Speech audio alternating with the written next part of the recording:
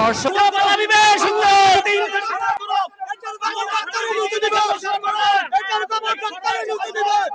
এগুলো এগুলো কেউ পুলিশ নয়, এগুলো এই ইউনূস সরকারের মদদে ইউনূসের যারা লোক, ইউনূসের যারা চামচা সন্ত্রাসী, এরা কেউ পুলিশ নয়, এরা ইউনূসের লালিত পালিত সন্ত্রাসী, এরা পুলিশের পোশাক পরে এসেছে।